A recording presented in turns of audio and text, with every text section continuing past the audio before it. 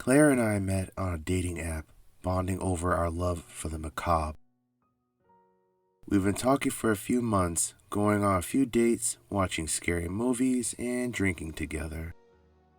We weren't anything official, but we enjoyed each other's company.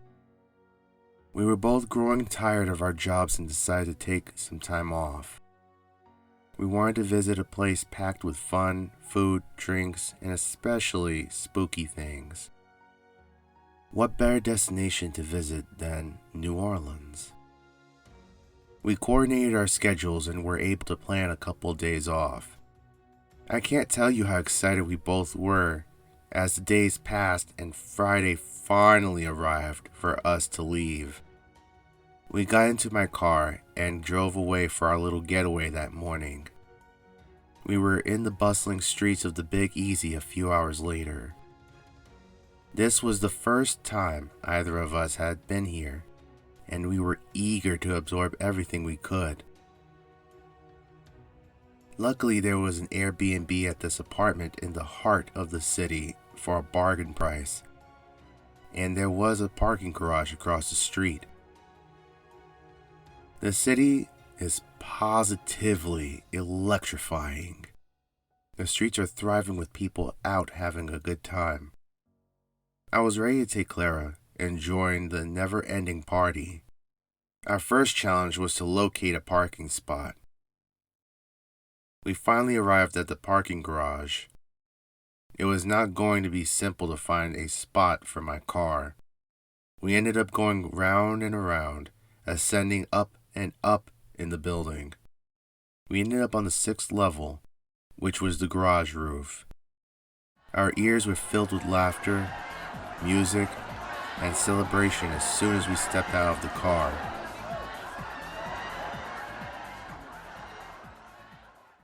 I gathered our belongings and we descended the elevator.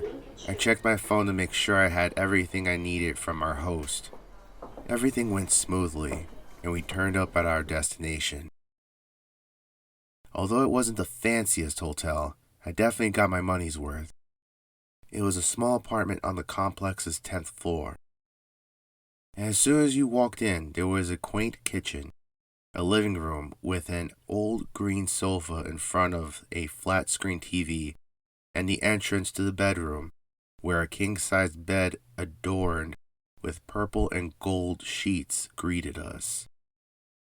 Clara hurried to the restroom to get ready for a night out, while I put our belongings aside. I went to the large windows and pulled back the drapes to see the rooftops and buildings outside. My black Ford Focus was parked on the parking garage's rooftop when I peered down. The open spaces were being swiftly filled by other automobiles, so I was happy to have gotten one. I was taking in every detail as I looked all about. The sun was lowering, and city lights started to gradually come on.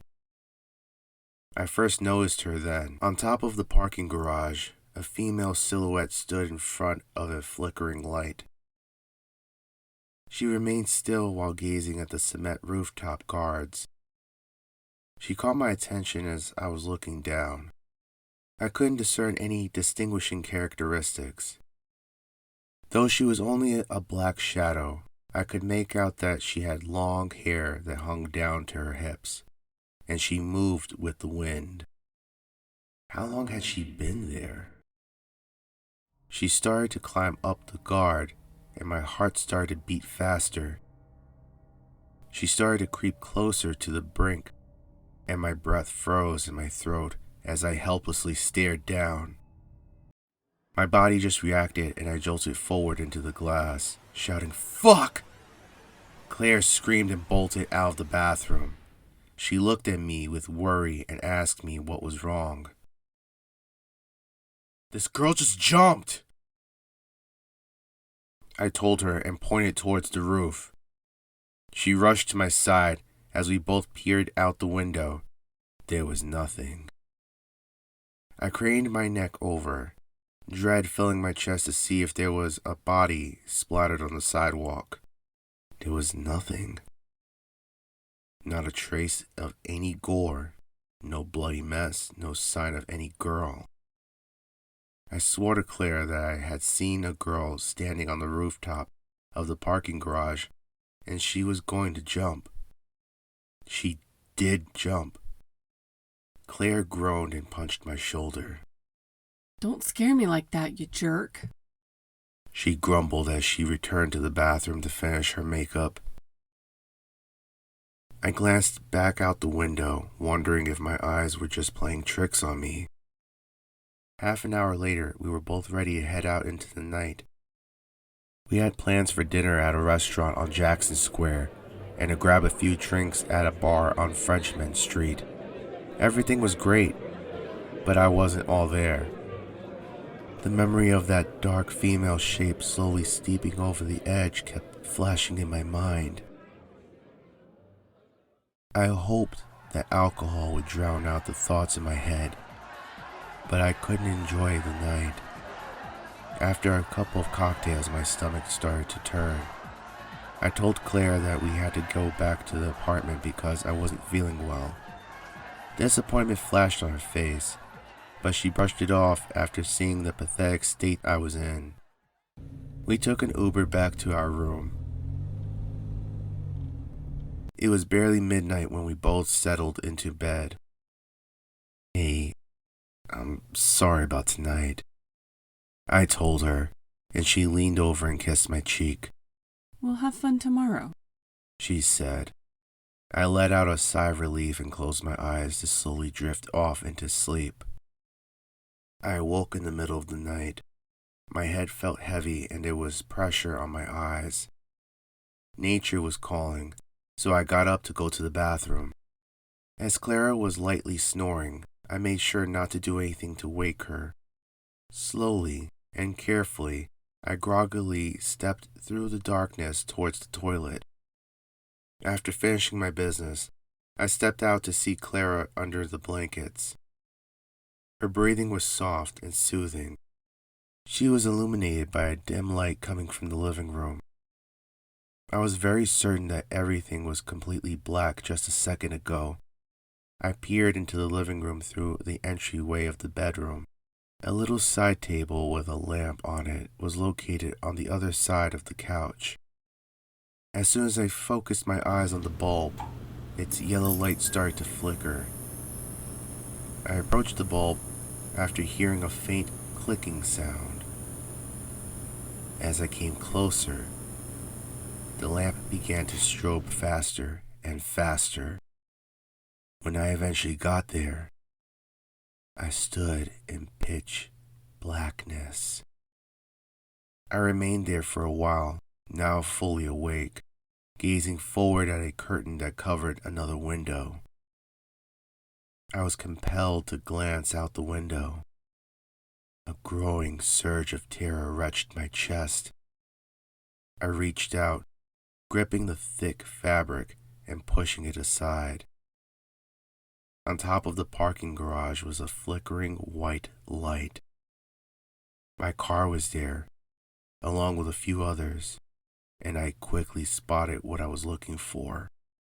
That terrible silhouette was standing on the edge of the roof atop the cement guards. A black mass that appeared and vanished as the light turned on and off. I moved closer to the edge, centimeter by centimeter. I was entranced. My focus was fixed on the shape. I wanted to yell at her to warn her not to do it. She was getting closer and closer to the edge. She was going to fall. Then she came to a halt, and her head snapped in an instant. I couldn't see her eyes, although I was still unable to make out any facial features on her body. I could tell that she was looking directly at me. I suddenly came to my senses and jerked backwards. I screamed in terror as I landed on my ass, shuffling backwards away from the damn window. "What the hell?" Clara yelled as she dashed out of the bedroom. My whole body was drenched in cold sweat as I looked up at her. As I wiped my brow, my hands began to violently shake. I struggled for a minute to catch my breath. She asked what was wrong, and I told her I saw the girl outside again. She looked out the window, and then back at me for a long moment. Clara saw nothing but cars and buildings outside. I could feel her annoyance as she moaned and got back into bed, so I gathered myself and settled down next to her.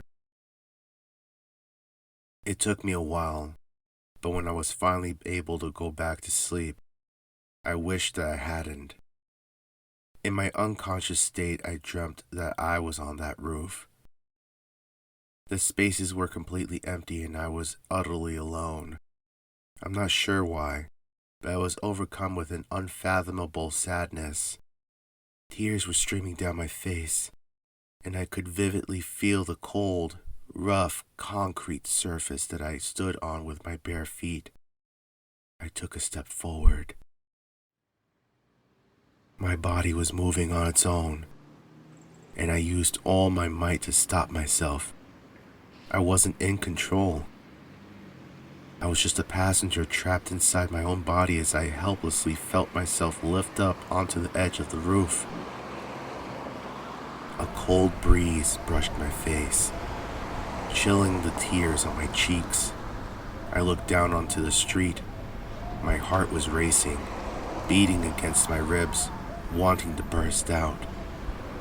My feet moved forward, and I begged God or whatever higher power to stop me.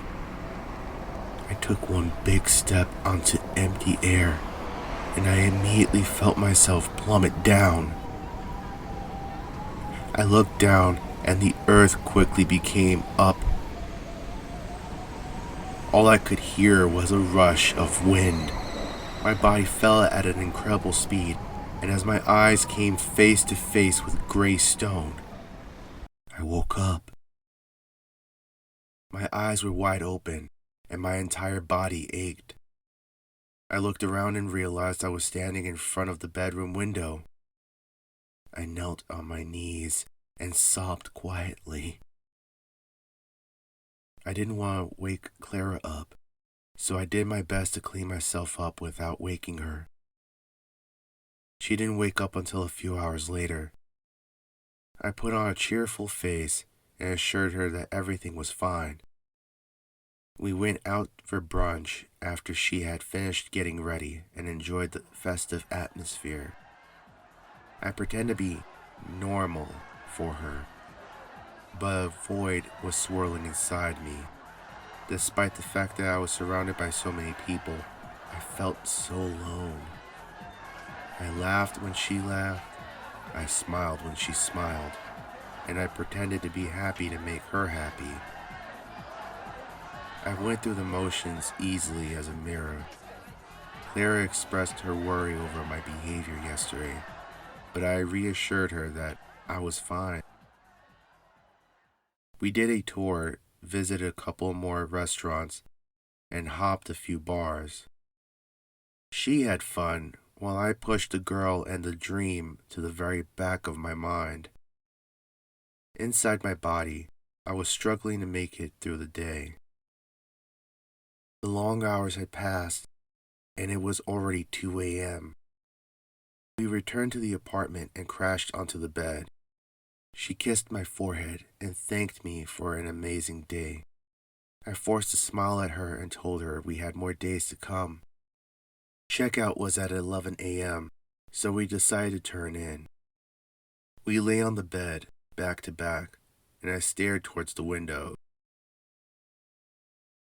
When I heard her rhythmic breaths, I got up and looked out the window.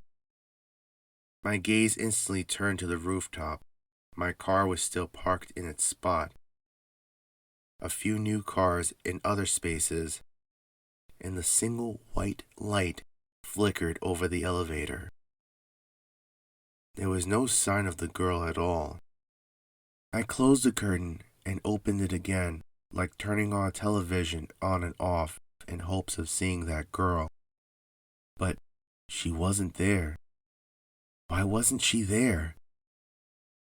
I started to feel anxious, and I don't know why, but I ran out of the apartment.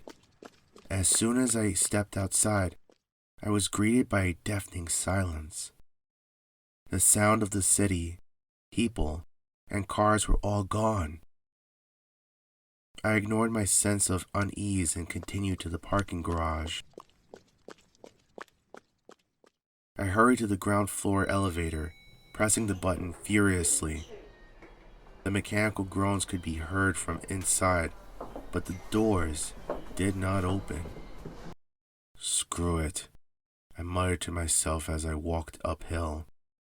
The roof was on the 6th floor, and as I ascended, so many thoughts began to race through my mind. My job sucks.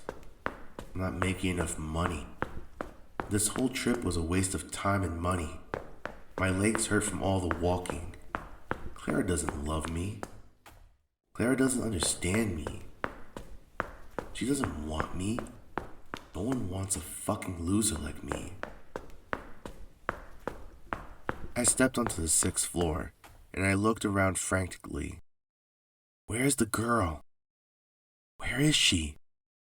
She is the only one that understands the sadness I feel. The light began to flicker erratically, and I caught glimpses of the girl. She was no longer a silhouette. At that moment, I could see her so clearly. She stood there, stark naked. She was tall, maybe 5'11" with long limbs. She had the body of a dancer. No, she looked like a fairy to me. Her eyes were as dark as her long raven hair, empty yet inviting. Her skin was extremely pale. It reminded me of a canvas as I noticed streaks of crimson blood all over her. She took small steps backwards, her bones cracking with every move, and I moved forward to her. She outstretched her right arm to me, bones jutting out of her skin and fingers broken. In turn, I reached out to her, wanting to feel her. Every negative thought I had, the feeling of failure, the emptiness of being unloved, the void inside me was being replaced with the thought of touching her. She was over the edge, and I met her gaze as I stepped onto the guard. Her eyes were pure black, empty yet inviting. She smiled to reveal jagged broken teeth, and blood trickled down her scalp. She wanted me to hold her hands and dance with her as she stood in the air. This beautiful broken girl stood in front of me. She was death, and she wanted to be embraced by me. All I needed to do was take one step closer to her.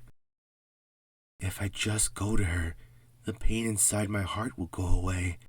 She's the only person who understands me. She cherishes me. A gust of wind hit me in the face as I lifted my leg to move forward. I was reminded of my dream about falling. I remembered the fear I felt as I remembered my body rushing to the street. I started crying. This time, I was in control of my body, and everything in me was screaming for me to move forward. Then something grabbed my leg. I looked down to see Clara. Her expression was twisted with fear and pain. She hadn't removed her makeup, so black streaks ran down her cheeks. Please don't do it, She begged, tightening her hold on my leg. When I returned my gaze to the girl, reality hit me. Her beautiful face had turned into a monster in my eyes. I stumbled backwards as she opened her mouth in a silent scream. My ears were ringing and my head ached. Clara's curries sounded muffled and I felt dizzy. The words escaped my lips. I'm sorry. I'm sorry. I'm so... Everything faded to black. When I woke up, I found myself in a hospital bed. I looked to see a teary-eyed Clara tightly gripping my hand. She released me and wiped her eyes. You fucking idiot. Why would you do that? I rested my head back. My skull was split, and I could tell from the bandages that were tightly wound on me. "I'm sorry," was all I could say. I told her about my insecurities and everything that I felt. I told her that I felt like I wanted to die, and she grabbed my face and kissed my lips. I love you. Of course I fucking love you. She snapped at me. I was released from the hospital after I had recovered a little more. We returned to the room, packed our belongings, and climbed back onto the roof to reach my car. I gave her the keys because she insisted on driving. Promise me that when we get back, you'll get some help. She said, grabbing my hand. I leaned against the window, and in the car's side mirror, I noticed not only my reflection, but also the black shape of a girl sitting in the back seat. "Yeah, I promise I'll get help," I replied quietly. We hope you enjoyed tonight's creepy tale. If you did, remember to hit the like and the subscribe button to help support the channel, and to ring the bell notifications so that you can enjoy your night without a crazy dead woman chasing after you. Thank you so much to Darkheroxx for allowing us to narrate his story. It was honestly one of my favorites to narrate. His links will be in the description below. A special thank you goes to our lovely children of darkness, Justin Rosado, Lucy Pasley, and 242 Reads. If you would like to support the growth of the Hallowed Throne, remember to visit us on Patreon. And with that,